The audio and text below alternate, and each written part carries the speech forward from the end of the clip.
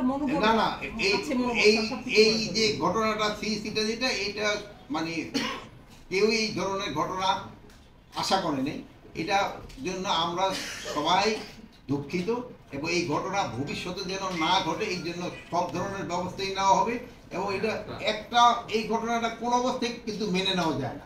আর এই ঘটনা যারা ঘটিয়েছে তাদের কিন্তু একজনের আপনারা জানেন অন্যদের আমরা আইনের আওতায় নিয়ে এসেছি এবং অন্যান্য যদি কেউ এটার সাথে জড়িত থাকে আমরা অন্যান্য আরো তো অনেক জড়িত আছে ফুটেজ দিয়ে আমরা সবাই আইনের আওতায় নিয়ে আসবো। এখানে আমি আরেকটা কথা বলছি, এখানে যদি আমাদের বাহিনীরও কারো যদি কোনো রকমের দুর্বলতা থাকে তার বিরুদ্ধে আমরা কিন্তু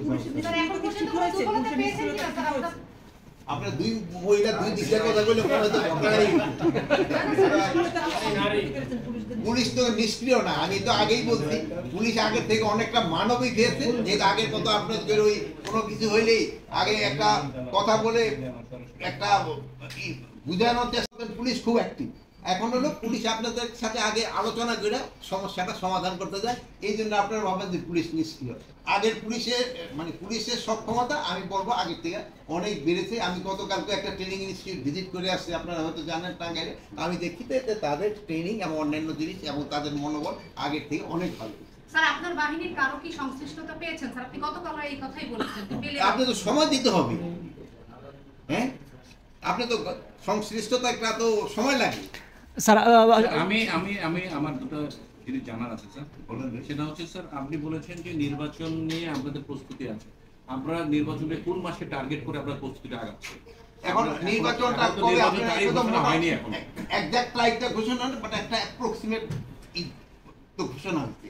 যেমন টার্গেট থাকে না সবসময়, কতগুলি আছে একটা পিন পয়েন্ট টার্গেট, কতগুলো এরিয়া টার্গেট, বাট আমরা কোন এরিয়াটা হচ্ছে ওই এরিয়াটা তো আইডেন্টিফাই করি। একবারে পিন পয়েন্ট আমরা করতে পারি না, পিন পয়েন্টটা করে দিবে ইলেকশন কমিশন। না আমরা কোন মাস ধরে আগাচ্ছেন?